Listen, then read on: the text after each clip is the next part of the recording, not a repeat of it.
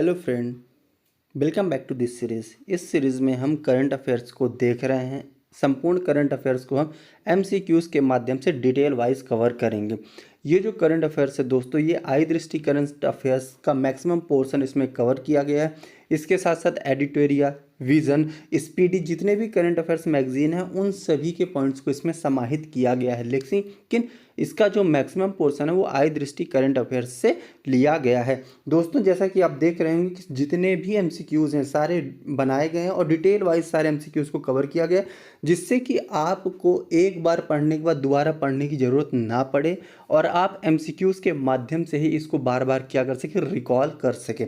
दोस्तों, आज हमारा ये 5वां लेक्चर है। इससे पहले कि हमारे 4 लेक्चर हो चुके हैं। अगर अभी तक आपने उन वीडियोज़ को नहीं देखा है तो लिंक नीचे डिस्क्रिप्शन बॉक्स में दी गई है, आप जाएं और उन वीडियोस को ज़रूर से ज़रूर देखें। दोस्तों, मैं GS Chauhan RJS study point में आपका स्वागत करता हूं और अब हम चलते हैं आज का हमारा पहला प्रश्न, जो कि 27 नंबर क्वेश्चन है। दोस्तों, अगर आपको ये लग रहा होगा कि 27 नंबर क्वेश्चन से स्टार्ट किए हैं, तो दोस्तों मैं आपको ये बता दूं कि क्वेश्चन बनाने में, पैटर्न पूरा तैयार करने में, डिटेल को तैयार करने में थोड़ा सा टाइम जाता है। इसलिए हम क्वेश्चन को 10 से 20 ही क्वेश्चन ऐड ऑन करते हैं, लेकिन वो पूरे इतने डिटेल वाइज क्वेश्चन होते हैं कि आपको कहीं भी भटकाव की ज़रूरत नहीं पड़ती है। तो दोस्तों, अपने पहले प्रश्न पे चलते हैं कि हमारा पहला प्रश्न क्या कह रहा है कि निम्नलिखित युग्मों पर विचार करते हुए क्या करना है, सही युग्म का चयन करना है। पहला क्या है, कंपनी दी गई है। दूसरा क्या है, देश दिया गया है।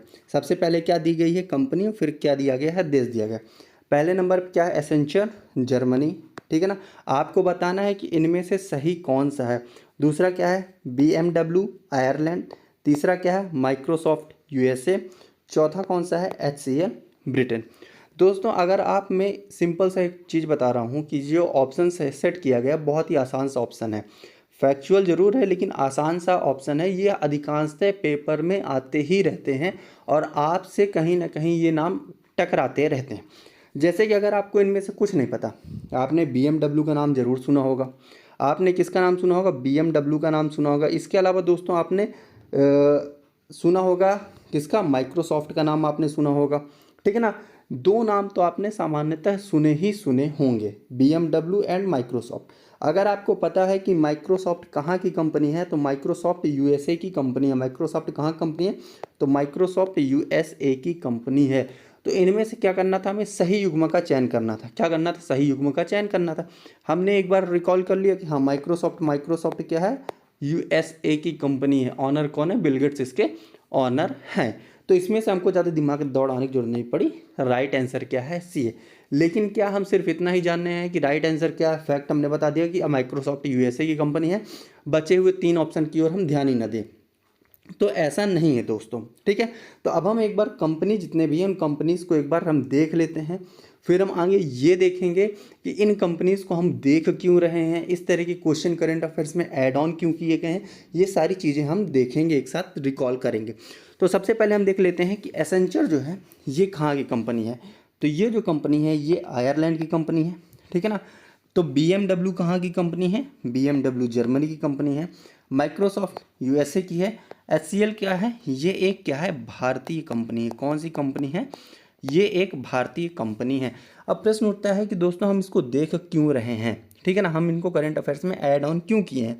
तो हुआ क्या था दोस्तों, आपने एक मैगजीन का नाम सुना होगा, टाइम मैगजीन। कौन सा, टाइम मैगजीन। आपने इस टाइम मैगजीन का नाम अवश्य सुना होगा, कहीं ना कहीं आपसे पेपर में 100% टकराया होगा। तो ये जो टाइम मैगजीन है इसने एक सूची जारी की थी। कौन सी सूची जारी की थी, वर्ल्ड बेस्ट कंपनीज 2024। कौन सी, वर्ल्ड बेस्ट कंपनीज 2024 की एक सूची जारी की। मतलब कि विश्व की सबसे अच्छी कंपनीज कौन है, इसकी एक सूची जारी की थी। और उस सूची में इसने टॉप 5 जो कंपनीज के नाम बताए थे। कौन से टॉप 5 जो कंपनीज की इसने नाम बताए थे, तो इसमें सबसे पहला एक आता है एप्पल। आपने एप्पल का फ़ोन यूज़ करते हैं, एप्पल। एप्पल के बाद आता है एसेंचर। ठीक है ना, एसेंचर। उसके बाद आता है माइक्रोसॉफ्ट। क्या आता है, माइक्रोसॉफ्ट। इसके बाद आता है BMW। कौन सा आता है, BMW। इसके बाद आता है अमेज़ॉन। कौन सा आता है, अमेज़ॉन। तो जो टाइम मैगजीन ने सूची निकाली थी वर्ल्ड बेस्ट कंपनीज़ की, उसमें से ये टॉप 5 शुरुआत के 5 कंपनीज़ ये हैं। कौन कौन सी, एप्पल है, एसेंचर है, माइक्रोसॉफ्ट है, BMW और अमेज़ॉन। ये विश्व की शुरुआत की 5 सबसे बेहतरीन कंपनी हैं।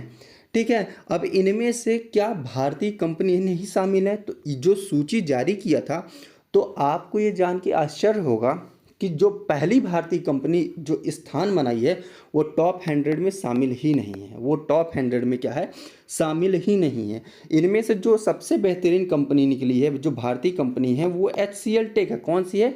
HCL टेक है। और वो कौन से पायदान पे है? तो HCL टेक का आपका जब पायदान देखेंगे तो वो होता है 112वां नंबर।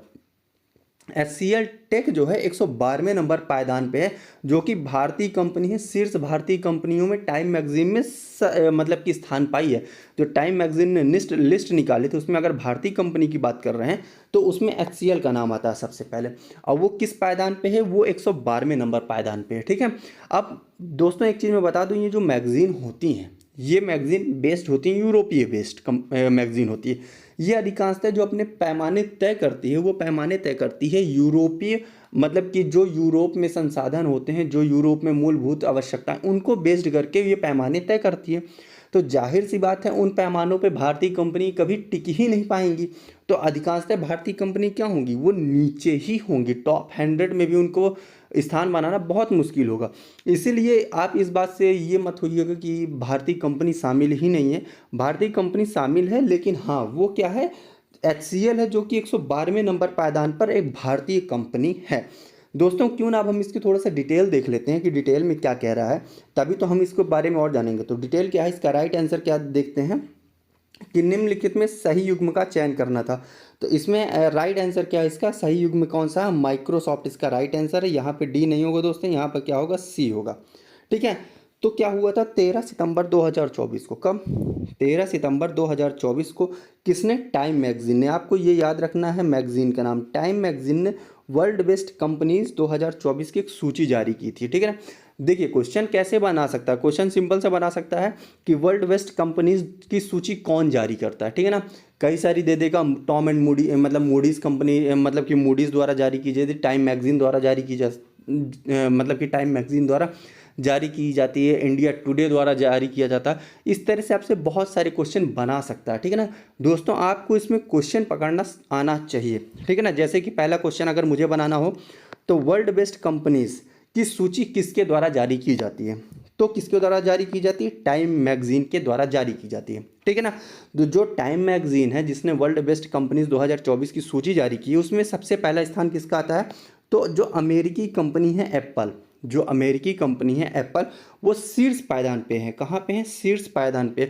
अगर हम इस सूची पे भारतीय कंपनी की बात करते हैं तो कौन है? HCL टेक है। कौन आती है? HCL टेक आती है, जो कि 112वें नंबर पायदान पर स्थान अपना बना रही है। तो इनमें से क्वेश्चन कैसे आएगा? सबसे पहला क्वेश्चन मैंने आपको बता दिया है कि वर्ल्ड बेस्ट कंपनीज की सूची किसके द्वारा जारी की जाती है? तो टाइम मैगजीन के द्वारा जारी की जा सकती है। अगला क्वेश्चन क्या आता है कि वर्ल्ड बेस्ट कंपनीज, मतलब कि टाइम मैगजीन द्वारा जारी की गई वर्ल्ड बेस्ट कंपनीज 2024 की सूची में शीर्ष स्थान पर कौन सी कंपनी है? ठीक है ना, तो एप्पल कंपनी है। ठीक है ना, अगला क्वेश्चन क्या आ सकता है कि टाइम मैगजीन द्वारा जारी वर्ल्ड बेस्ट कंपनीज 2024 की सूची में किस देश की कंपनी शीर्ष स्थान पे है? तो USA की कंपनी है। कौन सी कंपनी? एप्पल कंपनी है। ठीक है ना, अगला क्वेश्चन क्या आ सकता है कि टाइम मैगजीन द्वारा जारी वर्ल्ड बेस्ट कंपनीज की सूची में भारतीय कंपनी, मतलब कि कौन सी भारतीय कंपनी शीर्ष स्थान पर है? तो ठीक है ना, कौन सी? HCL है। कौन सा स्थान आता है? 112वां। अगला क्वेश्चन क्या बन सकता है कि टाइम मैगजीन द्वारा जारी वर्ल्ड बेस्ट कंपनीज की सूची में भारतीय कंपनी HCL टेक को कौन सा स्थान प्राप्त हुआ है? तो कौन सा स्थान प्राप्त हुआ है? 112वां स्थान प्राप्त हुआ है।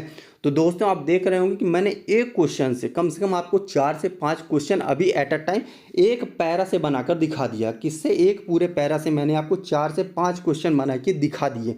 अब दोस्तों अगर मैं इन क्वेश्चंस को, मतलब कि इस डिस्क्रिप्शन को अगर मैं क्वेश्चन वाइज बनाता तो मेरे पास तो क्वेश्चंस का भंडार लग जाता, लेकिन आपको क्या होता? प्रॉफिट नहीं होता, लॉस होता। क्यों? क्योंकि सिर्फ आप क्वेश्चन ही देखते रह जाते, आपको डिस्क्रिप्शन पता नहीं चलता।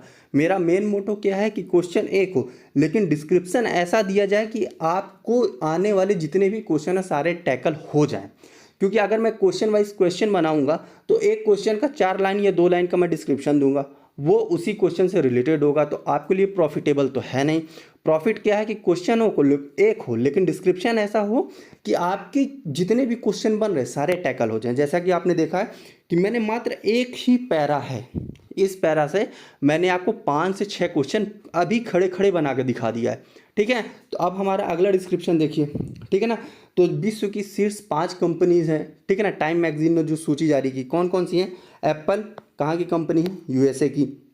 एसेंचर कहाँ की कंपनी है? आयरलैंड की। माइक्रोसॉफ्ट कहाँ कंपनी है? यूएसए की। बीएमडब्ल्यू कहाँ की कंपनी है? जर्मनी की। अमेजॉन कहाँ की कंपनी है? यूएसए की, ठीक है ना। अब एग्ज़ाम में इनको भी हेर फेर करके बना सकता है कि ये इसमें है, ये इसमें है। आपको ये सूची याद रखनी पड़ेगी, ठीक है ना। इसके बाद अगर हम बात करते हैं कि जो भारतीय कंपनी है, इस सूची में शामिल जो भारतीय कंपनियां हैं उनमें से शीर्ष पायदान पर कौन है? तो आप देख रहे होंगे 112वें नंबर पे कौन आती है? HCL टेक आती है। कौन आती है? HCL टेक आती है। 119वें स्थान पर कौन आती है? इंफोसिस आती है, ठीक है ना। 134वें स्थान पे कौन आ रही? विप्रो आ रही है, ठीक है। 187वें स्थान पर कौन आ रही? महिंद्रा आ रही है। 504 स्थान पे कौन आ रहा है? एक्सिस बैंक आ रहा है, ठीक है। अब इनमें से कैसे क्वेश्चन घुमाएगा? देखिए, हमने आपको बता दिया कि टाइम मैगजीन द्वारा जारी वर्ल्ड बेस्ट कंपनीज 2024 की सूची में भारतीय कंपनी HCL टेक को कौन सा स्थान प्राप्त हुआ, ठीक है, 112। अब अगला क्वेश्चन कैसे घुमा सकता है, ठीक है ना, कि वर्ल्ड बेस्ट कंपनीज 2024 की सूची में, ठीक है ना, इंफोसिस को 112वां स्थान प्राप्त हुआ, वहीं पर HCL टेक को 19वां स्थान प्राप्त हुआ। एक ऑप्शन हो गया। दूसरा ऑप्शन क्या दे रहा है कि विप्रो को इसी सूची में 134वां स्थान और महिंद्रा को 187वां स्थान प्राप्त हुआ। अब कूट दे दिया, केवल मतलब कि निम्नलिखित में से सत्य कथन का चुनाव करें, केवल एक, केवल दो, ठीक है ना, दोनों सही दोनों गलत। अब आपको पता होना चाहिए। एक ऐसे घुमा सकता है, दूसरा ये दिखा सकता है कि इंफोसिस को कौन सा स्थान प्राप्त हुआ, विप्रो को कौन सा स्थान प्राप्त हुआ। तो आप कहेंगे तो ये 5 से 10 क्वेश्चन तो ये पर्टिकुलर टेबल दे रहा है आपको। 5 से 10 क्वेश्चन तो ये पर्टिकुलर एक टेबल आपको दे रहा है, इसीलिए आपको डिटेल वाइज अच्छे से रीड डाउन करना है जिससे कि आपको कोई प्रॉब्लम ना हो। तो एक बार हम फिर से क्वेश्चन की ओर चलते हैं। क्वेश्चन में क्या कह रहा था कि निम्नलिखित युग्म पर विचार करते हो सही कथन का चुनाव करें। सही युग्म कौन है? एसेंचर। हमने बताया एसेंचर कहाँ की कंपनी है? आयरलैंड की कंपनी। हमने क्या बताया? एसेंचर कहाँ की कंपनी है? तो एसेंचर आयरलैंड की कंपनी है। बीएमडब्ल्यू कहाँ की कंपनी? बीएमडब्ल्यू जर्मनी की कंपनी। माइक्रोसॉफ्ट कहाँ की है? यूएसए की। HCL टेक कहाँ की है? तो ये एक भारतीय कंपनी है। क्या है? ये एक भारतीय कंपनी। इसे कौन सा स्थान प्राप्त हुआ है? तो इसे 112वां स्थान प्राप्त हुआ है। अब हम चलते हैं अपने अगले क्वेश्चन की ओर। हमारा अगला क्वेश्चन क्या कह रहा है दोस्तों? हमारा अगला क्वेश्चन कह रहा है कि निम्नलिखित कथनों पर विचार कीजिए, ठीक है ना। अब यहाँ पे क्या है? फसलों से संबंधित है, ये आते हैं आपको टकराएंगे ही टकराएंगे, ठीक है। पहला सवाल क्या कह रहा है? देश में सर्वाधिक चावल का उत्पादन उत्तर प्रदेश राज्य में किया जाता है। मतलब कि अगर देश में जो सबसे अधिक चावल का उत्पादन हो रहा है तो वो कहाँ पे हो रहा है? उत्तर प्रदेश राज्य में हो रहा है। अगला ऑप्शन क्या कह रहा है कि मध्य प्रदेश के बाद महाराष्ट्र में सर्वाधिक चना का उत्पादन किया जाता है। मतलब कि कहने का मतलब है कि चना के उत्पादन में सबसे पहले मध्य प्रदेश का स्थान आता है, उसके बाद महाराष्ट्र का स्थान आता है, ठीक है। अगला क्वेश्चन क्या कह रहा है कि उड़ीसा के बाद कर्नाटक में सूर्यमुखी का उत्पादन किया जाता है। सिंपल सा है कि कर्नाटक में उड़ीसा के बाद सर्वाधिक सूर्यमुखी फूल का क्या किया जाता है? उत्पादन किया जाता है। अब उपरोक्त में से सत्य कथन का चुनाव करना है। दोस्तों, इस तरह के क्वेश्चन बनाने का कारण ये है कि आपको इस बात का अंदाजा हो जाए कि क्वेश्चन को किस प्रकार से घुमाया जा सकता है, क्वेश्चन को किस प्रकार से सिंपल बनाया जा सकता है। सिंपल से क्वेश्चन कौन है कि अब देखिए, इसमें से मैं 3 से 4 से 6 क्वेश्चन आपको निकाल के सिर्फ ये 3 ही क्वेश्चन से निकाल के दे सकता हूँ। कैसे? पहला क्वेश्चन कि देश में सर्वाधिक चावल का उत्पादन किस राज्य में किया जाता है, ठीक है ना। 3-4 ऑप्शन दे दिए, मध्य प्रदेश, उत्तर प्रदेश, राजस्थान, गुजरात, ठीक है, पहला क्वेश्चन। दूसरा क्वेश्चन क्या कह सकता है कि महाराष्ट्र में सर्वाधिक चना का उत्पादन किया जाता है, वहीं पर, ठीक है ना। एक विकल्प क्या दे रहा है? एक कथन कि महाराष्ट्र में सर्वाधिक चना का उत्पादन किया जा सकता है। दूसरा कथन क्या कह रहा है कि मध्य प्रदेश में सर्वाधिक चावल का उत्पादन किया जाता है, ठीक है ना। निम्नलिखित कथनों में से सत्य कथन का चुनाव करें। केवल एक सही है, केवल दो सही है, दोनों सही है, ना तो एक सही ना तो दो सही, ठीक है। इसी प्रकार से क्या कहता है कि मध्य प्रदेश में सर्वाधिक चना का उत्पादन किया जाता है, ठीक है ना। और दूसरा ऑप्शन क्या कहता है कि देश में सर्वाधिक चावल का उत्पादन उत्तर प्रदेश में किया जाता है। निम्न में से सत्य कथन का चुनाव करें, केवल एक सही है, केवल दो सही है, केवल तीन सही है, दोनों गलत हैं, ठीक है ना। इसी प्रकार से आप देखेंगे क्वेश्चन जनरेट होते हैं एग्जाम में, इसी प्रकार से क्वेश्चन पूछे जाते हैं। तो अब हमारा क्वेश्चन क्या कह रहा था, एक बार हम फिर से क्वेश्चन को रीड डाउन कर लेते हैं कि कह रहा है कि देश में सर्वाधिक चावल का उत्पादन उत्तर प्रदेश में राज्य में किया जाता है, ठीक है ना। फैक्ट है जो कि हमेशा एग्जाम में आता है, आएगा भी, ये तो मैं गारंटी के साथ बोलता हूँ। अगला क्वेश्चन क्या कह रहा है, मध्य प्रदेश के बाद महाराष्ट्र में सर्वाधिक क्या होता है, चने का उत्पादन किया जाता है। फिर अगला क्वेश्चन क्या कह रहा है कि उड़ीसा के बाद कर्नाटक में, क्या कह रहा है, उड़ीसा के बाद कर्नाटक में सर्वाधिक सूर्यमुखी का क्या किया जाता है, उत्पादन किया जाता है। उड़ीसा के बाद कर्नाटक में सर्वाधिक सूर्यमुखी का उत्पादन किया जाता है। अब एक चीज़ और मैं बताया था पिछले लेक्चर में क्या बताया था कि अगर क्वेश्चन का फ्लो एक जैसा हो, क्वेश्चन का फ्लो एक जैसा हो तो उनमें से दो में से कोई ना कोई एक गलत होगा ही होगा। कैसे, मध्य प्रदेश के बाद महाराष्ट्र में सर्वाधिक चना का उत्पादन किया जाता है। अगला क्या है, उड़ीसा के बाद कर्नाटक में सर्वाधिक सूर्यमुखी का उत्पादन किया। क्वेश्चन का फ्लो एक जैसा है, कोई ना कोई एक गलत होगा दोनों में से। मैं तो ये आपको बता रहा हूँ कि 90% चांस ऐसे ही होते हैं। लेकिन अब थोड़ा सा हम ऑप्शन की ओर चलते हैं। ऑप्शन क्या कह रहा है कि केवल एक सही है, केवल दो सही है, केवल तीन सही है और कोई भी नहीं सही है, ठीक है। अब दोस्तों एक चीज़ याद रखिएगा, ये जो क्वेश्चन का पैटर्न है ये यूपीएससी टाइप बेस्ड क्वेश्चन का पैटर्न है। कैसे कि यूपीएससी में इस समय इसी तरह से पूछ रहा है, केवल एक सही, केवल दो सही, केवल तीन सही, कोई भी नहीं सही। अब याद रखिएगा ये जो केवल एक दिया हुआ है ना, ये केवल एक का मतलब ये नहीं है कि ऑप्शन नंबर एक सही है, ये नहीं है। इसका मतलब ये है कि ये जो तीनों ऑप्शन दिए हैं उनमें से कोई एक है। अगर ये लिखा होता केवल एक सही, केवल दो सही, केवल तीन सही, तो ये पर्टिकुलर ऑप्शन को इंडिकेट करता, ठीक है ना, पर्टिकुलर ऑप्शन को ही इंडिकेट करता। लेकिन इसमें ऐसा नहीं दिया गया। इसमें क्या पैटर्न दिया गया है, इसमें पैटर्न क्या दिया गया, हिंदी में लिखा हुआ है केवल एक सही, केवल दो सही, केवल तीन सही, कोई नहीं सही, ठीक है। अर्थात ये बोल रहा है कि तीनों विकल्प में से कोई एक सही है, या तीनों विकल्प में से कोई दो सही है, या तीनों विकल्प में से तीनों सही हैं, या कि तीनों के तीनों नहीं हैं, ठीक है। क्वेश्चन का मतलब ये है। तो अब क्यों ना हम सबसे पहले ये देख लेते हैं कि जो क्वेश्चन पूछ रहा है वो फैक्चुअल क्वेश्चन है, तो क्यों ना हम एक बार क्वेश्चन को ही पूरा तोड़ के देखते हैं, ठीक है ना, एक बार समझ लेते हैं। क्वेश्चन में क्या कह रहा है कि देश में सर्वाधिक चावल का उत्पादन उत्तर प्रदेश राज्य में किया जाता है। तो नहीं, अगर चावल के उत्पादन की बात कर रहे हैं तो उत्तर प्रदेश जो आता है वो दूसरे पायदान पर आता है। उत्तर प्रदेश चावल के उत्पादन में दूसरे पायदान पर आता है। तो पहले पायदान पे कौन है, पहले पायदान पर आता है तेलंगाना। पहले पायदान पर कौन आता है, तेलंगाना, ठीक है। इसलिए पहला ऑप्शन गलत हो गया। दूसरा ऑप्शन क्या कह रहा है, मध्य प्रदेश के बाद महाराष्ट्र में सर्वाधिक चना का उत्पादन किया जाता है। तो ये एकदम सही सवाल है कि मध्य प्रदेश में सबसे अधिक चना का उत्पादन किया जाता है और फिर मध्य प्रदेश के बाद जो होता है वो चना का उत्पादन महाराष्ट्र में किया जाता है। इसलिए दूसरा ऑप्शन एकदम सही है। तीसरा ऑप्शन क्या कह रहा है कि उड़ीसा के बाद कर्नाटक में सर्वाधिक सूर्यमुखी का उत्पादन किया जाता है। तो ये याद रखिएगा कि उड़ीसा में तो सर्वाधिक सूर्यमुखी का उत्पादन किया जाता है, उड़ीसा में कर्नाटक में सर्वाधिक सूर्यमुखी का तो उत्पादन किया जाता है, लेकिन उड़ीसा में सर्वाधिक नहीं, उड़ीसा जो है देखिए जो सूर्यमुखी के उत्पादन में पहले पायदान पे कौन आता है, पहले पायदान पे आता है कर्नाटक। पहले पायदान पर कर्नाटक आता है, दूसरे पायदान पे अपना आता है हरियाणा, और तीसरे पायदान पर अपना आता है उड़ीसा। क्या आता है, उड़ीसा। इसीलिए जो ऑप्शन कह रहा है कि उड़ीसा के बाद कर्नाटक में सर्वाधिक सूर्यमुखी का उत्पादन किया जाता है, ये ऑप्शन गलत है। क्यों, क्योंकि सर्वाधिक सूर्यमुखी का उत्पादन कहाँ पे होता है, कर्नाटक में होता है, फिर हरियाणा में और उसके बाद उड़ीसा में। अर्थात सूर्यमुखी के उत्पादन में उड़ीसा तीसरे पायदान पर आता है।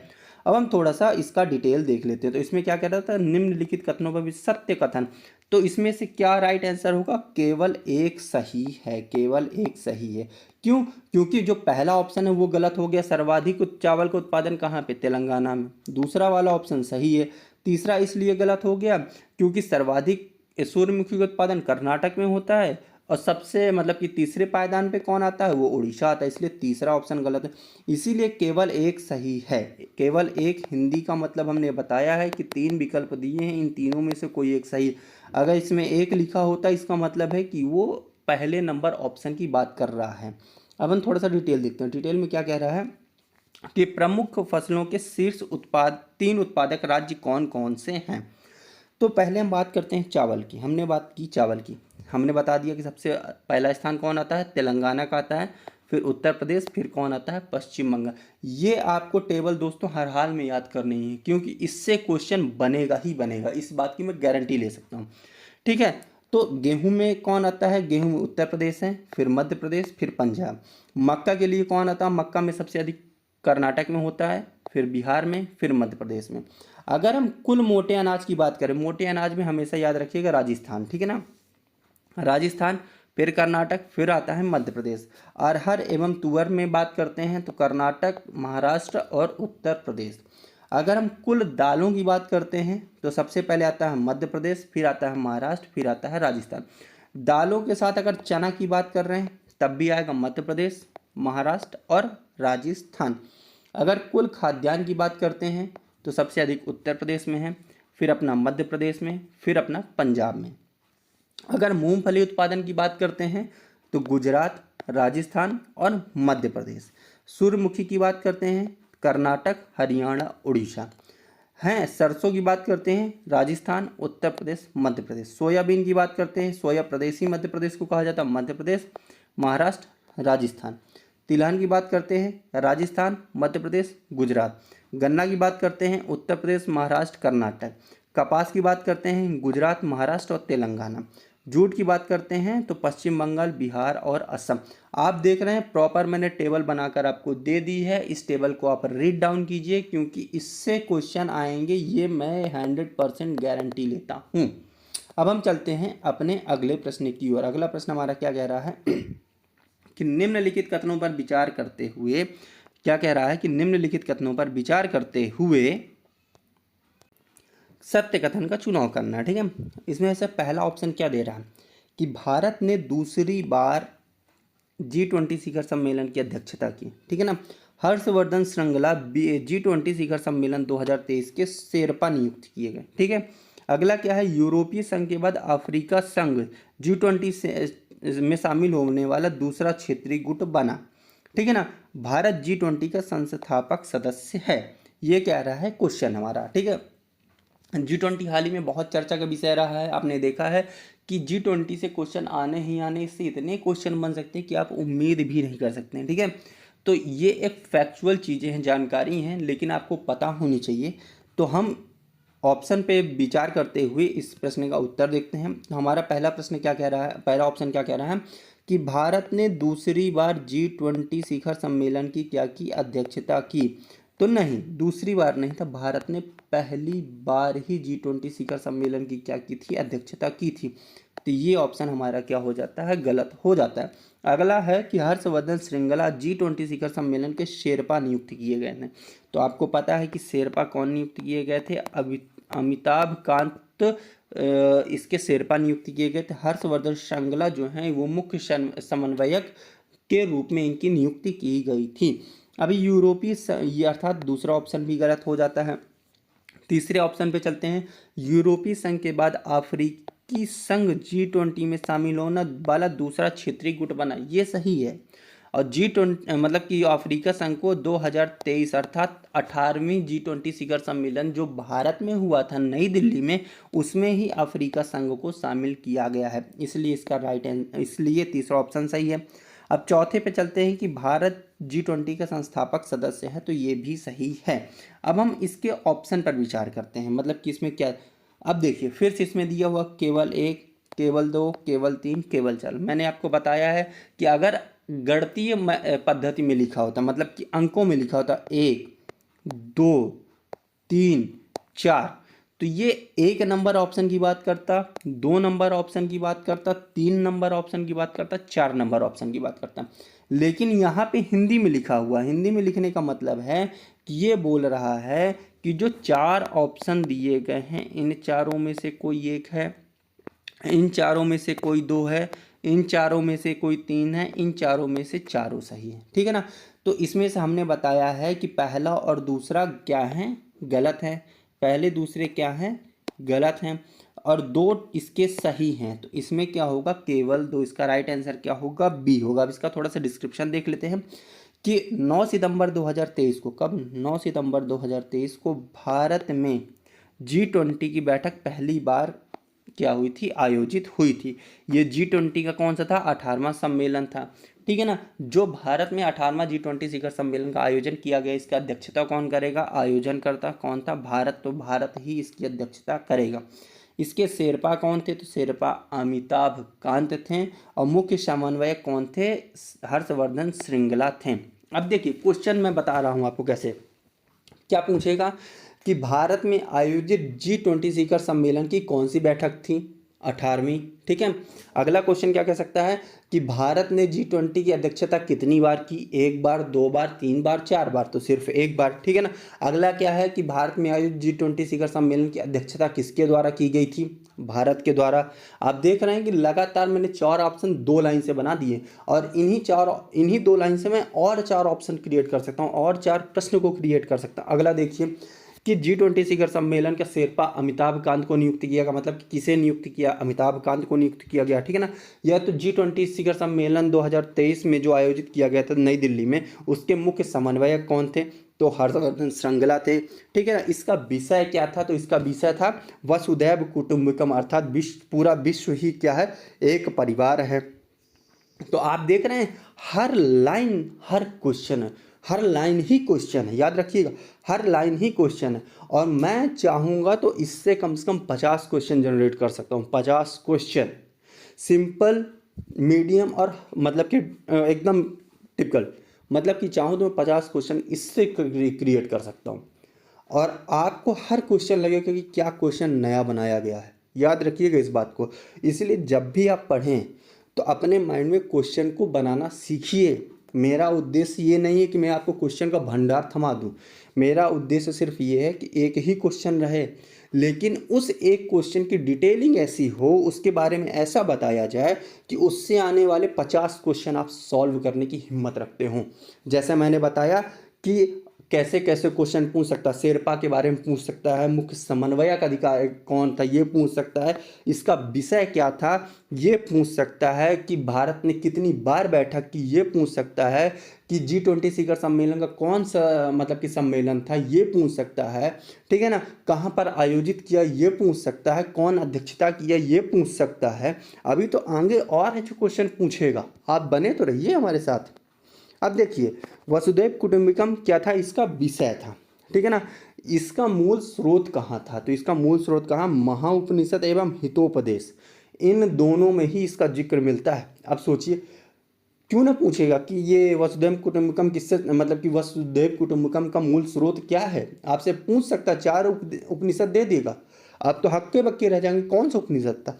तो याद रखिएगा महाउपनिषद कौन सा था, महाउपनिषद एवं हितोपदेश, ठीक है। अब इसके अतिथि देश कौन थे ये भी आपको पता होना चाहिए, तो बांग्लादेश, मिस्र, Mauritius, Netherland, Nigeria, Oman, Singapore, Spain और यूएई इसके क्या थे, अतिथि देश थे। किसे स्थायी सदस्यता प्रदान की गई, तो अफ्रीका को स्थायी सदस्यता प्रदान की गई, ठीक है। अब आप देखिए यूरोपीय संघ के बाद इस ग्रुप में शामिल होने वाला दूसरा क्षेत्रीय गुट बना। सिंपल सा पूछ घुमाने के लिए कह देगा, ठीक है ना, कि G20 में मतलब कि अफ्रीकी यूनियन G20 में शामिल होने वाला एकमात्र क्षेत्रीय गुट है, ठीक है ना, एकमात्र क्षेत्रीय गुट है। अब आपको पता है कि इससे पहले कौन था, यूरोपीय यूनियन था, ठीक है। अब इसका लोगो क्या था, लोगो का मतलब कि क्या इसका लोगो बनाया गया था। अगर आप लोगो के बारे में देखेंगे तो लोगो में क्या था कि जो राष्ट्रीय ध्वज के 3 रंग हैं, राष्ट्रीय ध्वज के जो 3 रंग हैं कौन कौन से, केसरिया है, सफ़ेद है और हरा और नीला, ठीक है ना। केसरिया, सफ़ेद, हरा और नीला, नीला आपको पता है अशोक चक्र का होता है, ठीक है ना। तो इन तीनों से प्रेरित था, ठीक है ना। इसमें क्या था कि राष्ट्रीय पुष्प कमल का, ठीक है, उसके ऊपर पृथ्वी को दर्शाया गया है, ठीक है ना। राष्ट्रीय पुष्प कमल है, उसके ऊपर पृथ्वी को दर्शाया गया है, जो कि इस बात को इंडिकेट करता है कि हमारे सामने कुछ भी चुनौती आए, हमें विकास करना ही करना है। हम हर चुनौतियों का सामना करते हुए क्या करेंगे, विकास की गति को आगे बढ़ाएंगे। इसके अलावा क्या था कि जो कमल की पंखुड़ियाँ हैं, 7 पंखुड़ियाँ, वो 7 पंखुड़ियाँ किसको इंडिकेट करती हैं? प्रश्न है भाई, सिंपल सा प्रश्न है कि G20 शिखर सम्मेलन, 18वें G20 शिखर सम्मेलन में जो कमल की पंखुड़ियाँ हैं, कितनी पंखुड़ियाँ हैं? 7 पंखुड़ियाँ हैं। कितनी पंखुड़ियाँ, सिंपल सा पूछ सकता है। और वो सातों किसको प्रतिबिंबित करती हैं, किसको दिखाती हैं? ठीक है ना, तो किसको दिखा रही हैं? 7 महाद्वीपों को दिखा रही हैं। और साथ में क्या दिखा रही है? सार्वभौमिक संगीत स्वर को भी दर्शा रही है। हमारे पास पता कि सार्वभौमिक संगीत के स्वर कितने हैं? सा, ठीक है ना, कितने हैं हमारे पास? क्या है हमारे पास कि सार्वभौमिक संगीत के स्वरों को भी दिखा रहे। इसके साथ साथ लोगों में क्या लिखा हुआ है? लोगों में लिखा हुआ भारत। ठीक है, अब अगर आप देखेंगे तो ये रहा हमारा लोगो। ठीक है, इसमें क्या है? G20 बना हुआ है। G20 बना हुआ किसमें? केसरिया, हरा, और ये क्या है? नीला। ठीक है ना, और ये कमल है। कमल के ऊपर क्या है? ये पृथ्वी बनी हुई है। और ये क्या है कि चुनौतियों का सामना करते हुए हमें विकास करना ही करना है। इसके अलावा ये किस बात को दर्शा रहा है कि इसमें कितनी, 1 2 3 4 5 6 7, 7 मतलब कि 7 महाद्वीप हैं। सार्वभौमिक संगीत के स्वर को दिखा रहा है। इसके साथ साथ क्या, देवनागरी लिपि में भारत लिखा हुआ है। इसके अलावा क्या लिखा हुआ है कि इसमें वसुधैव कुटुंबकम का उल्लेख मिलता है। वसुधैव कुटुंबकम का उल्लेख, अर्थात मूल स्रोत क्या है वसुधैव कुटुंबकम का? तो महाउपनिषद। ठीक है ना, उसके अलावा हितोपदेश इसके क्या है? मूल स्रोत हैं। अब इस सम्मेलन का क्या परिणाम हुआ ये देख लेते हैं। सबसे पहले क्या हुआ कि G20 नई दिल्ली लीडर्स घोषणा पत्र को अपनाया गया।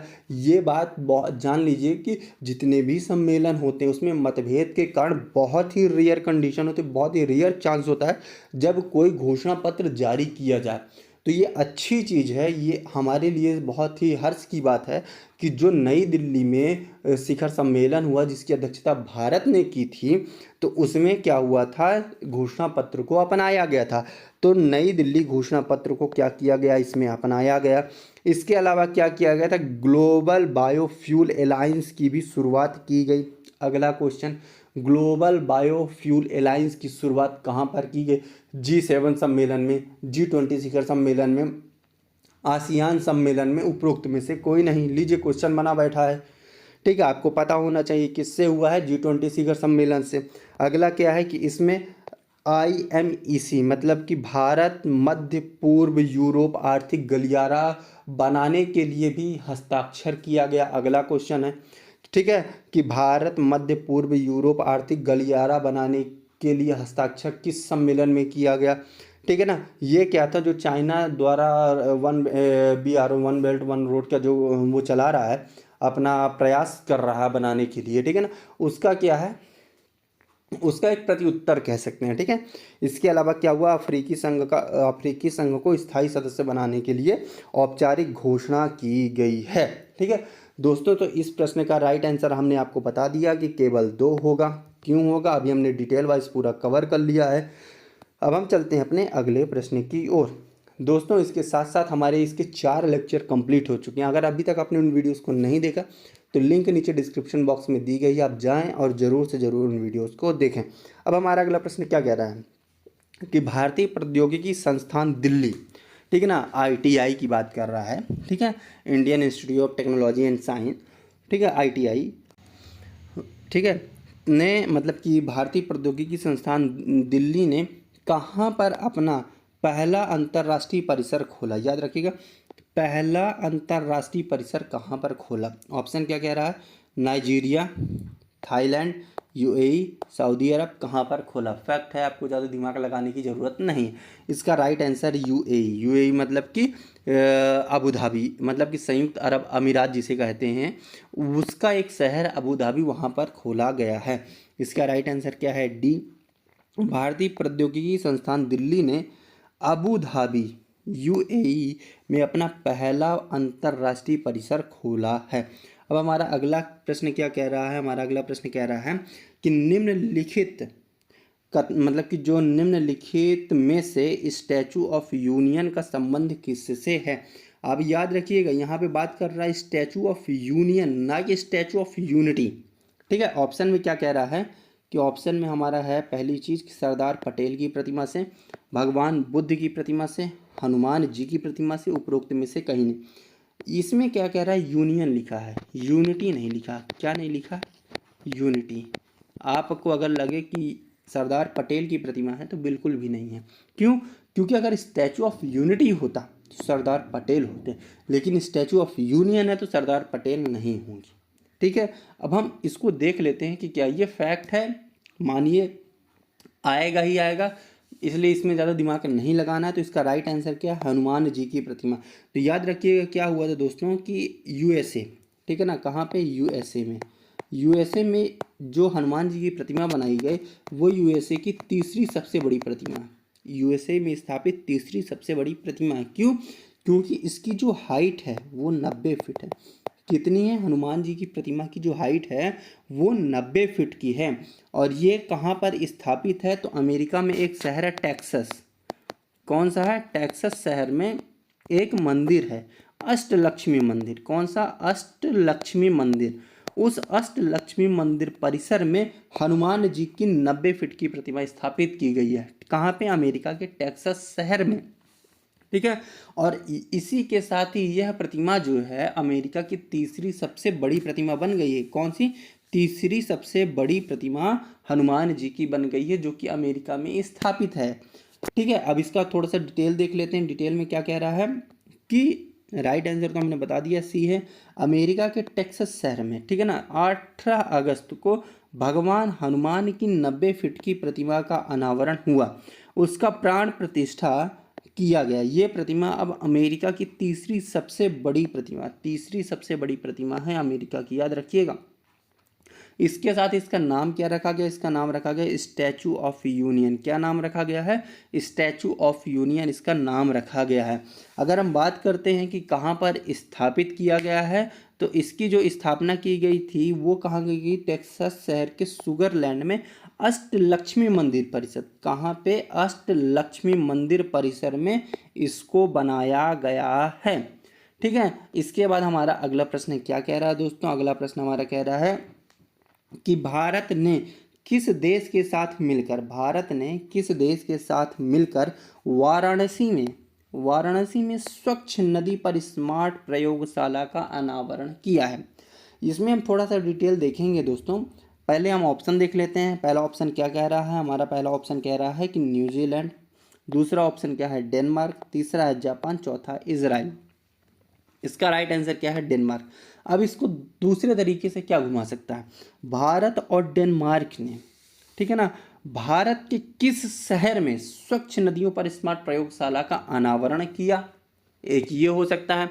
अगला क्वेश्चन क्या हो सकता है इसमें कि भारत मतलब कि स्वच्छ नदी पर स्मार्ट प्रयोगशाला में कौन कौन लोग शामिल हैं, मतलब कि कौन कौन शामिल है। ठीक है ना, एक सवाल ये आ सकता है। इसीलिए दोस्तों जब भी आप पढ़िए ना तो आपको पढ़ते समय ये दिमाग में आना चाहिए कि ये हमारे लिए क्वेश्चन है। हमारे लिए क्या है? ये एक क्वेश्चन है। ठीक है, तो हम थोड़ा सा इसकी डिटेल देख लेते हैं।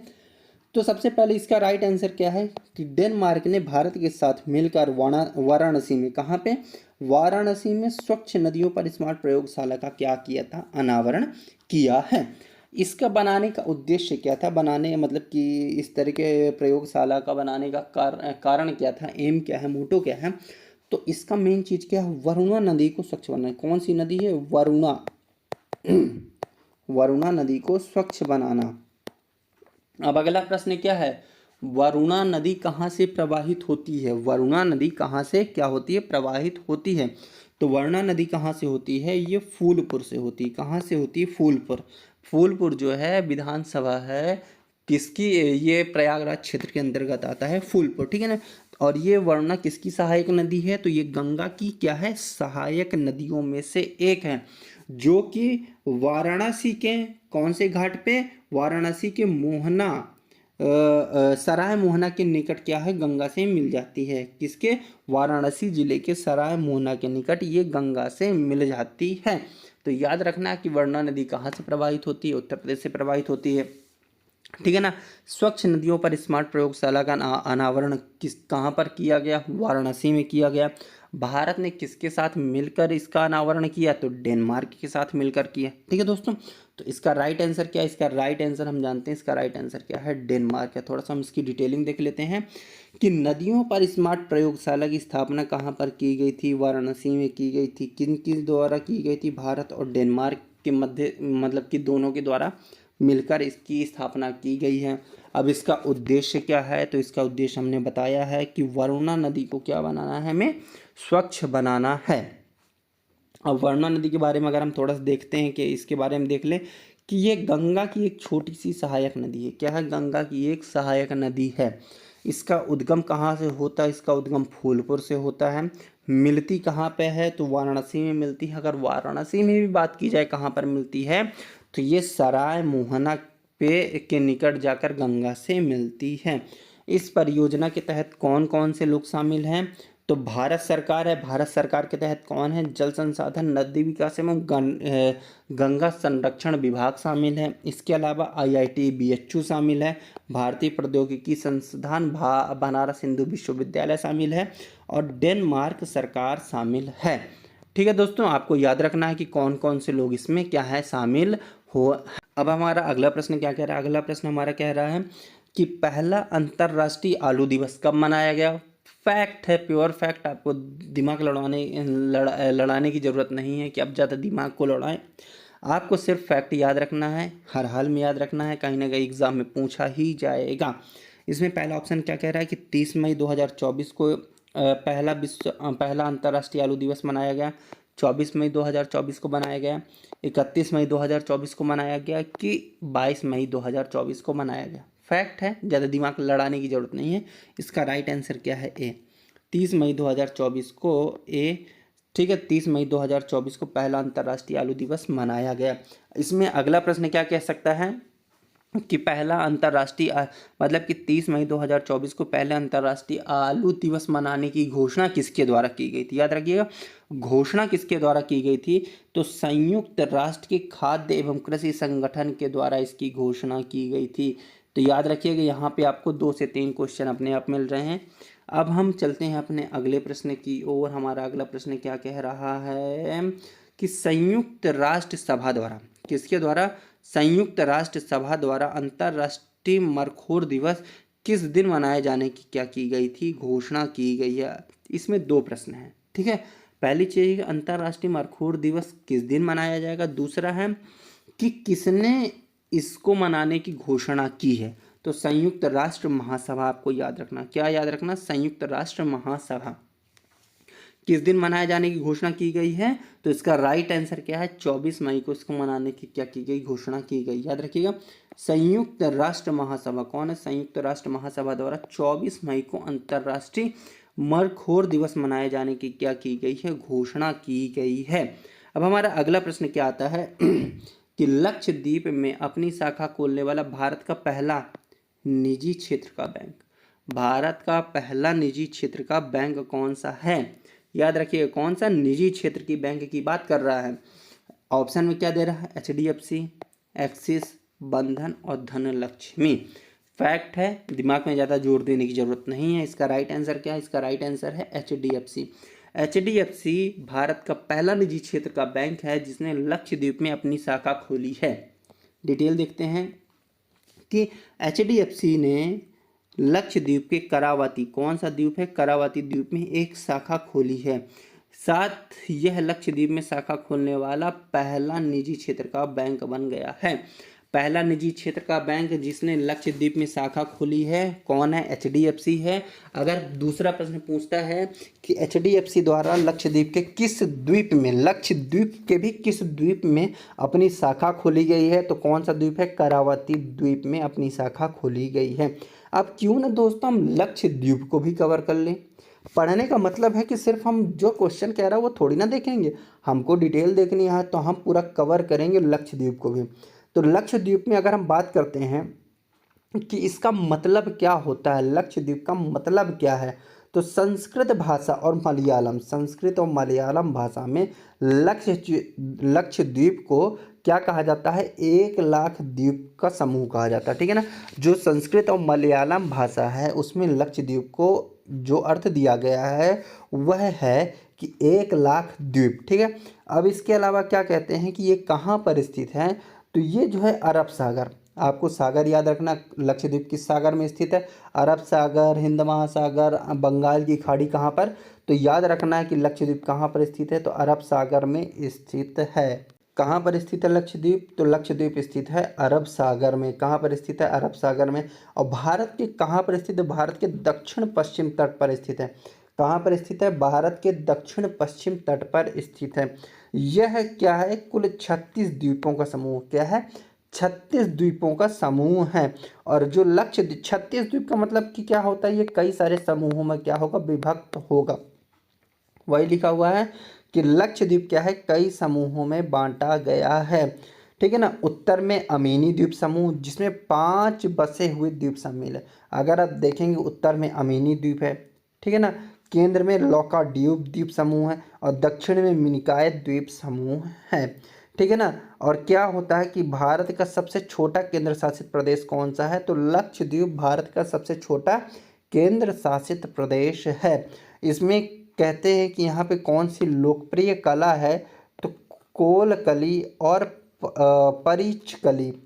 कोलकली और परीचकली यहाँ पे 2 लोकप्रिय लोक कला हैं। कौन कौन सी, आपसे देखिए प्रश्न क्या पूछ सकता है कि कोलकली किस क्षेत्र से संबंधित लोक कला है। कोलकली किस क्षेत्र से संबंधित लोक कला है, तो कहाँ संबंधित है, लक्षद्वीप से संबंधित है। अगला प्रश्न क्या कह सकता है कि परीचकली किस क्षेत्र से संबंधित लोक कला है, ठीक है ना, लक्षद्वीप। अगला प्रश्न क्या कह सकता है कि कोककली और परीचकली किस क्षेत्र से संबंधित लोक कला है, लक्षद्वीप। अगला प्रश्न क्या कह सकता है कि भारत का सबसे छोटा केंद्र शासित प्रदेश कौन सा है, लक्षद्वीप, ठीक है ना। अब अगला प्रश्न देखिएगा कि 9 डिग्री चैनल, ये तो कई बार एग्जाम में पूछा भी गया है, कई बार एग्जाम में आया है, ठीक है। तो 9 डिग्री चैनल मतलब कि किसको आपस में विभक्त करता है, तो मिनिकॉय द्वीप कौन सा है, लक्षद्वीप जो है 9 डिग्री चैनल मिनिकॉय द्वीप को लक्षद्वीप से क्या करता है, अलग करता है। 9 डिग्री चैनल क्या करता है, लक्षद्वीप को मिनिकॉय द्वीप से अलग करता है। वहीं पे अगर 8 डिग्री चैनल की बात करते हैं, तो 8 डिग्री चैनल क्या होता है, ये लक्षद्वीप को मालद्वीप, किससे, मालद्वीप से अलग करता है। 9 डिग्री किससे अलग करता है, 9 डिग्री मिनिकॉय द्वीप को लक्षद्वीप से अलग करता है। 8 डिग्री किससे करता है, लक्षद्वीप समूह को मालद्वीप से अलग करता है। अब दोस्तों हम चलते हैं अपने अगले प्रश्न की ओर। हमारा अगला प्रश्न क्या कह रहा है कि राज्य ऊर्जा दक्षता सूचकांक, क्या कह रहा है कि राज्य ऊर्जा दक्षता सूचकांक 2023 के प्रत्येक समूह में शीर्ष प्रदर्शन करने वाले राज्य एवं संघ शासित क्षेत्र की सूची पर विचार करते हुए क्या करना, हमें असत्य जोड़े का चयन करना है। क्या करना है, असत्य जोड़ा, इनमें से कौन सा जोड़ा असत्य है उस पर क्या करना है, विचार करना है। तो पहला क्या है, समूह 1 में कर्नाटक, समूह 2 में आंध्र प्रदेश, समूह 3 में असम और समूह 4 में चंडीगढ़ क्या है, शामिल है। अब इसमें क्या करना है, केवल 1 सही, केवल 2 सही, केवल 3 सही, केवल 4 सही है। दोस्तों इसमें प्रश्न में क्या कह रहा था कि प्रश्न में क्या कह रहा है, असत्य जोड़े का चयन करना। इसमें कर लीजिए सत्य जोड़ा, असत्य की जगह को क्या कर लीजिए, सत्य कथन का चुनाव करना। क्या करना है, सत्य कथन का चुनाव करना, ठीक है ना। तो केवल 1 सही है, केवल 2 सही है, केवल 3 सही, केवल 4 सही, कौन सा सही। इसमें हमने बताया कि अगर अंकों में लिखा होता 1 2 3 4 तो क्या होता कि ये पर्टिकुलर ऑप्शन की बात करता, लेकिन हिंदी में लिखा हुआ मतलब कि 4 में से कोई 1 सही है, 4 में से कोई 2 सही है, 4 में से कोई 3, 4 में से 4 सही, ठीक है। और प्रश्न क्या कह रहा है कि सही जोड़े का चयन करना है। तो इसका राइट आंसर क्या है दोस्तों, इसका राइट आंसर डी है, किसमें से चारों ऑप्शन सही है। लेकिन हमने तो बता दिया 4 ऑप्शन सही है, क्यों ना हम एक बार थोड़ा सा जान लेते हैं कि राज्य ऊर्जा दक्षता सूचकांक के बारे में जान लें। तो क्या होता है कि ये जो सूचकांक है, राज्य ऊर्जा दक्षता सूचकांक, वह 7 क्षेत्रों में दिया जाता है। 7 क्षेत्र कौन कौन से होते हैं, भवन, उद्योग, पहला कौन सा है, भवन, उद्योग, नगर पालिका, भवन, उद्योग, नगर पालिका, ठीक है। इसके अलावा परिवहन, कृषि, विद्युत, ठीक है। इसके अलावा मतलब कि विद्युत वितरण कंपनी, जिसे हम लोग इंग्लिश में क्या कहते हैं, इंग्लिश में हम कहते हैं डिस्कॉम। विद्युत वितरण कंपनी मतलब कि इंग्लिश में क्या कहते हैं, डिस्कॉम। इसके अलावा क्रॉस सेक्टर, क्रॉस सेक्टर, इन 7 क्षेत्रों में क्या है, इसे विभाजित किया गया। इन 7 क्षेत्रों में जब हम प्रदर्शन करते हैं उसके अनुसार रैंकिंग मिलती है। अब वो रैंकिंग 4 समूहों में होती है, 1 2 3 4, 1 2 3 4। और जो पहले समूह में होता है उसे जो होता है 60 नंबर से अधिक अंक प्राप्त होते हैं, 60 से अधिक अंक प्राप्त होते हैं, ठीक है। जो दूसरे नंबर पे होता है उसे 50 से लगभग 60 के बीच अंक दिया जाता है। तीसरे को क्या किया जाता है, 30 से लगभग 50, और अगले को 30 से कम अंक दिया जाता है, ठीक है ना। जो पहला ग्रुप होता है जिसे 60 से अधिक अंक दिया जाता है उसे कहा जाता है फ्रंट रनर, उसे क्या कहा जाता है, फ्रंट रनर, ठीक है। और दूसरा समूह जो होता है जिसे 50 से मतलब कि 50 से 60 के बीच दिया जाता है उसे क्या कहा जाता है, अचीवर, क्या कहा जाता है, अचीवर। तीसरे को हम लोग क्या कहते हैं, कंटेंडर, और चौथे को कहते हैं एस्पिरेंट, ठीक है। तो इनमें से जो जोड़ा बनाया गया है इनमें से बताना है कौन सा क्या सही है। तो पहले समूह यानी कि पहला समूह फ्रंट रनर जिसे 60 से अधिक अंक प्राप्त होते हैं। आपको पता है दोस्तों कि कर्नाटक को कितने अंक मिले हैं, कर्नाटक को 86.5 अंक मिले। कितने मिले हैं, 86.5 अंक मिले हैं कर्नाटक को, कितने, 86.5 अंक मिले हैं, अर्थात वो पहले नंबर पे फ्रंट रनर है, ठीक है ना। दूसरे नंबर पे कौन आता है, आंध्र प्रदेश आता है, ठीक है ना, जिसे 50 से 60 के बीच में दिया जाता है, जो कि अचीवर कहलाता है। क्या कहलाता है, अचीवर कहलाता है। तीसरा क्या है, कंटेंडर है, तीसरा क्या है, कंटेंडर है, ठीक है ना, जिसे क्या दिया जाता है, 30 से 50 के बीच अंक दिया जाता है, जिसमें क्या है, असम आता है। अगला क्या है, एस्पिरेंट, जिसमें क्या होता है 30 से कम अंक मिलते हैं, जिसे क्या कहा जाता है, एस्पिरेंट। इसमें कौन सा शामिल होता है, इसमें शामिल होता है चंडीगढ़। इसमें क्या शामिल होता है, इसमें शामिल होता है चंडीगढ़। तो इसका राइट आंसर क्या है, इसका राइट आंसर है डी नंबर है। अब थोड़ा सा इसकी डिटेलिंग देख लेते हैं, ठीक है दोस्तों। तो क्या कह रहा है, केंद्रीय विद्युत एवं नवीन एवं नवीनीकरण ऊर्जा मंत्रालय, मंत्रालय कौन सा है, केंद्रीय विद्युत और नवीन एवं नवीनीकरण ऊर्जा मंत्रालय। कब, 1 मार्च 2024 को राज्य ऊर्जा दक्षता सूचकांक 2023 की रिपोर्ट जारी किया। पहला क्वेश्चन कि राज्य ऊर्जा दक्षता सूचकांक की रिपोर्ट किसके द्वारा जारी की गई, ठीक है। अब ये होता क्या है, तो ये सूचकांक जो है ऊर्जा दक्षता ब्यूरो, ऊर्जा दक्षता ब्यूरो के 22वें स्थापना दिवस पर क्या किया गया, जारी किया गया। ऊर्जा दक्षता ब्यूरो के 22वें स्थापना दिवस पर क्या किया गया, इसे जारी किया गया। ये क्या है, अगर हम बात करते हैं कि ऊर्जा दक्षता सूचकांक जो जारी किया गया ये कौन सा संस्करण है, तो ये 5वां संस्करण है। कौन जारी करता है, तो पहला हमने बताया बीईई, ऊर्जा दक्षता ब्यूरो। दूसरा क्या है, alliance for an energy efficient economy, alliance for an energy efficient economy. ये आपस में मिलकर इस सूचकांकों को क्या करते हैं, जारी करते हैं, ठीक है। किस क्षेत्र, 7 क्षेत्र में दिया जाता है, हमने बताया भवन, उद्योग, नगर पालिका सेवा, परिवहन, कृषि, विद्युत वितरण कंपनी जिसे हम लोग इंग्लिश में कहते हैं डिस्कॉम, और क्रॉस सेक्टर। इन सब में इसे क्या किया जाता है, दिया जाता है।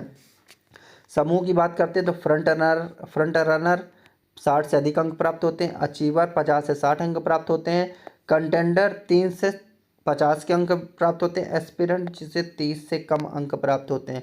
तो फ्रंट रनर में टोटल 7 राज्य हैं, जिसमें से शीर्ष पे कर्नाटक आता है जिसे 86.5 अंक मिले हैं, और दूसरे पे आंध्र प्रदेश आता है। अचीवर जिससे 50 से 60 के बीच अंक मिलते हैं, जिसमें कौन है, असम और उत्तर प्रदेश राज्य क्या है, शामिल होते हैं। कौन कौन शामिल होते हैं दोस्तों, तीसरा जो होता है कंटेंडर होता है, इसमें कौन कौन से होते हैं, 3 राज्य शामिल है, कौन कौन से, गोवा, झारखंड और तमिलनाडु। चौथा कौन है, एस्पिरेंट, इसमें कौन कौन शामिल है, महाराष्ट्र, हरियाणा, इसमें शामिल होने वाले राज्य हैं।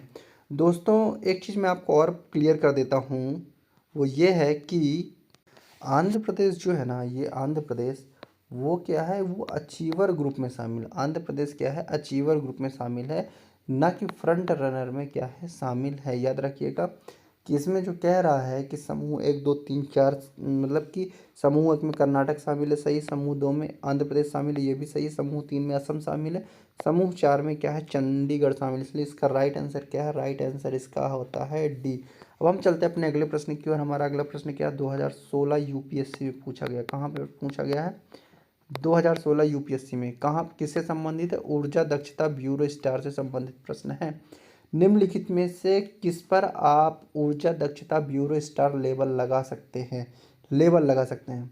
छत के पंखों पर, इलेक्ट्रिक गीजर पर, या कि ट्यूबलर फ्लोरसेंट लैंप पर। ठीक है, तो इन तीनों पर ही ऊर्जा दक्षता ब्यूरो स्टार आप लगा सकते हैं। क्यों, क्योंकि ये भवन के काम आने वाले चीज़ें हैं। इसका राइट आंसर क्या है, डी। आप विवरण के लिए इससे पहले के प्रश्न को देख सकते हैं। अब हमारा अगला प्रश्न क्या कह रहा है, हमारा अगला प्रश्न कहता है कि निम्नलिखित कथनों पर विचार करते हुए असत्य कथन, कौन सा असत्य कथन का चुनाव करना है। हैविश्योर नामक वैक्सीन हेपेटाइटिस बी बीमारी से संबंधित है। दूसरा है कि Indian Immunologicals limited, Indian Immunologicals limited ने भारत की पहली स्वदेशी रूप से विकसित वैक्सीन हैविश्योर का लॉन्च किया। यह 3 खुराक वाला एक टीका है, उपरोक्त में से कोई नहीं। तो इसका राइट आंसर क्या है, सी। क्यों, क्योंकि ये 2 खुराक वाला टीका है। अब आपको थोड़ा सा हम इसके बारे में बता देते हैं कि जो हैविश्योर है ना, वो को है भारत की पहली स्वदेशी रूप से विकसित वैक्सीन है। भारत की पहली स्वदेशी रूप से विकसित वैक्सीन, स्वदेशी रूप से क्या है, विकसित वैक्सीन है। स्वदेशी रूप से पहली बार विकसित वैक्सीन किससे संबंधित है, तो वो एक रोग होता है हेपेटाइटिस ए। हेपेटाइटिस ए वो इस रोग से संबंधित है, जो कि भारत की पहली स्वदेशी क्या है, वैक्सीन है। इसे किसके द्वारा विकसित किया गया है, तो इसका विकसित किया गया है आईआईएल के द्वारा। आईआईएल को अगर हम फुल फॉर्म कहते हैं Indian Immunologicals, Indian Immunologicals limited, जो कि हैदराबाद में स्थित है, उसके द्वारा इसे क्या किया गया है, विकसित किया गया है।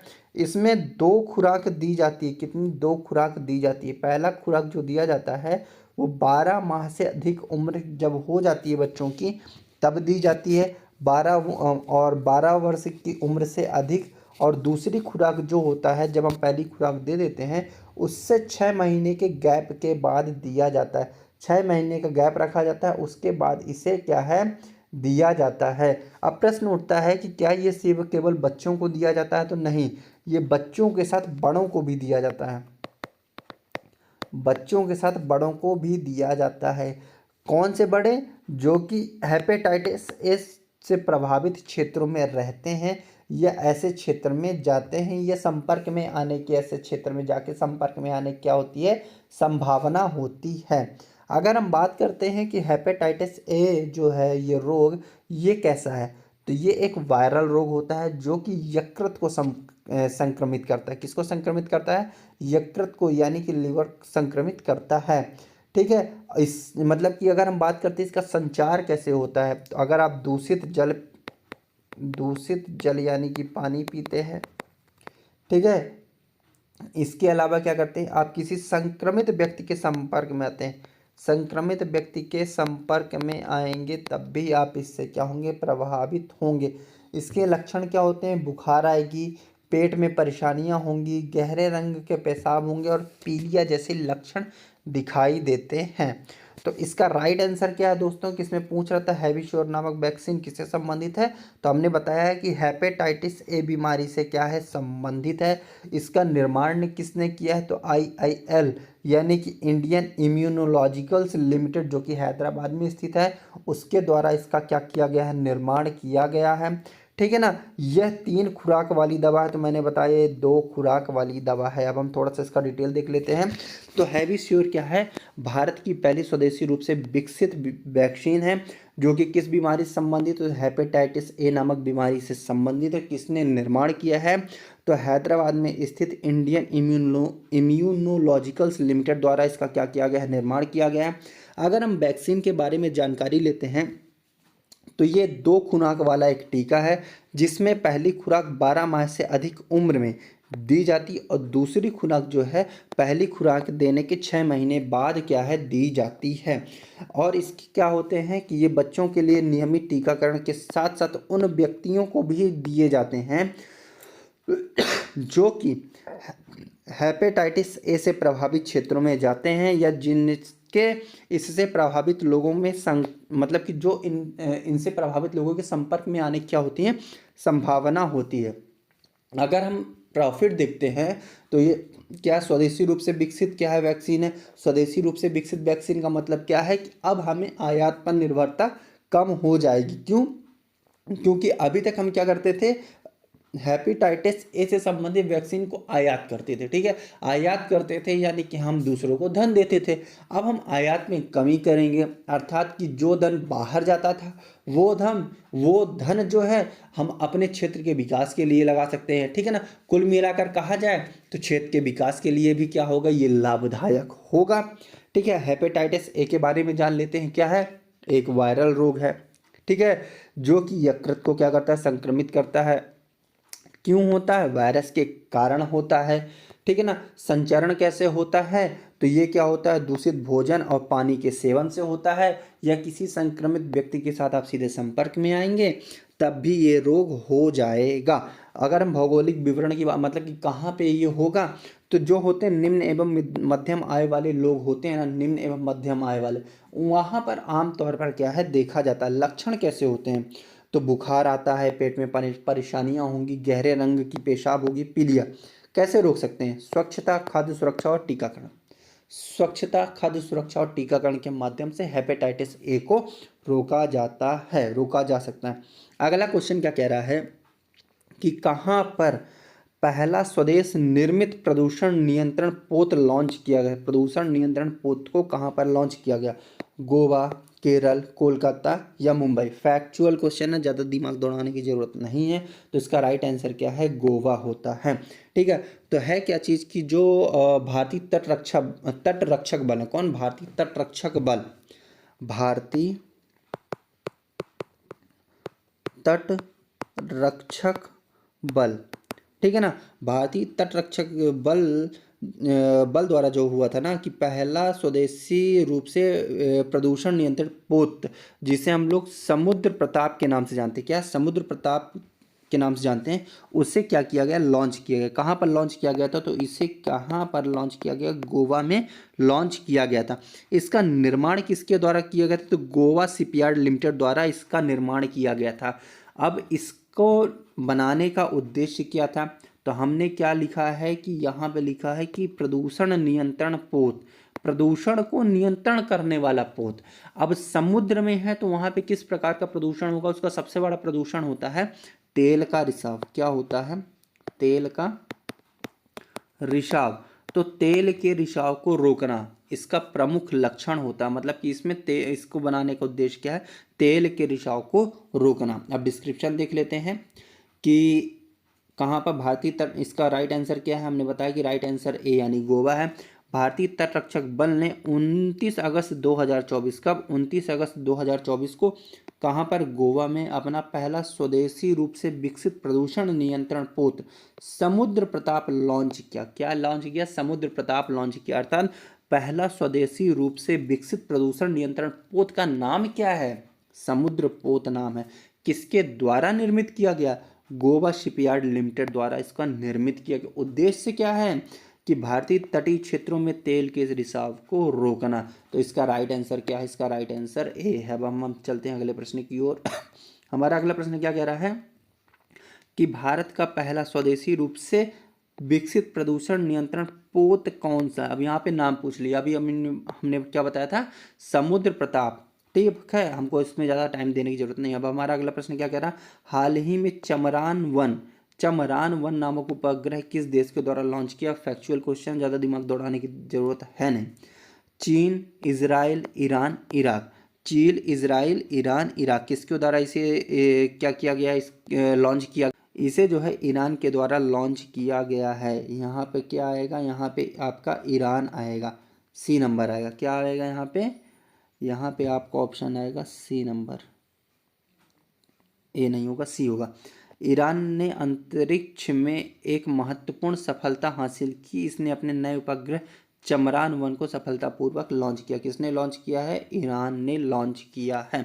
हमारा अगला प्रश्न क्या कहता है कि G20 शिखर सम्मेलन 2023 के मुख्य समन्वयक किसको नियुक्त किया गया? अभी अभी ये जस्ट हमने आपको क्वेश्चन नंबर मेरे ख्याल से 39 या 40 ऐसे समथिंग है, जिसमें मैंने आपको ये बताया है कि कौन शेरपा है, कौन मुख्य समन्वयक है, क्या थीम है, ये सब हमने आपको पूरा डिटेल वाइज बताया। फिर भी हम एक बार इसको क्वेश्चन रीड डाउन करते हैं, आपका रिवीजन भी होगा और मैं आपको इसका उत्तर भी बताऊंगा। आप भी इसके उत्तर को कमेंट कीजिएगा कि G20 शिखर 18वें G20 कौन सा शिखर सम्मेलन? 18वें G20 शिखर सम्मेलन 2023 के मुख्य समन्वयक किसे नियुक्त किया गया? हर्षवर्धन श्रृंगला, अमिताभ कांत, एस जयशंकर, नरेंद्र मोदी। तो हमने बताया था अमिताभ कांत कौन है? शेरपा है। नरेंद्र मोदी ने क्या की थी? अध्यक्षता की थी। हर्षवर्धन कौन है? विदेश मंत्री हैं। और मुख्य समन्वयक कौन है? तो हर्षवर्धन श्रृंगला है। कौन है? हर्षवर्धन श्रृंगला मुख्य समन्वयक थे। अब हमारा अगला प्रश्न क्या है? फिर भी हम डिटेल देख लीजिए क्या लिखा हुआ कि भारत ने पहली बार G20 शिखर सम्मेलन की क्या की अध्यक्षता की। ठीक है ना। G20 क्या होता है? विकसित एवं विकासशील अर्थव्यवस्थाओं का एक अंतर सरकारी मंच है। शेरपा कौन है? अमिताभ कांत है। मुख्य समन्वयक कौन है? हर्षवर्धन श्रृंगला है। और बाकी आप डिटेल देखना चाहते हैं तो आप क्वेश्चन नंबर 39 का डिटेल देख सकते हैं। अब दोस्तों इसी के साथ क्या होता है कि आज का हमारा ये सेशन समाप्त होता है। उम्मीद करता हूँ दोस्तों आपको वीडियो अच्छी लगी होगी। अगर आपको वीडियो अच्छी लगी हो तो आप लाइक करें, सब्सक्राइब करें, शेयर करें और कमेंट भी करें। मैं चाहता हूं दोस्तों आप इसे अधिक से अधिक लोगों तक शेयर जरूर से करें। क्यों? क्योंकि यह लाभ सबको मिले। इसी के साथ दोस्तों क्या होता है कि आज का हमारा 5वां सेशन समाप्त हुआ। 4 सेशन हमारे हो चुके हैं। लिंक नीचे डिस्क्रिप्शन बॉक्स में दी गई है, आप जाएं और ज़रूर से ज़रूर वीडियोज़ को देखें। बहुत बहुत धन्यवाद दोस्तों, धन्यवाद।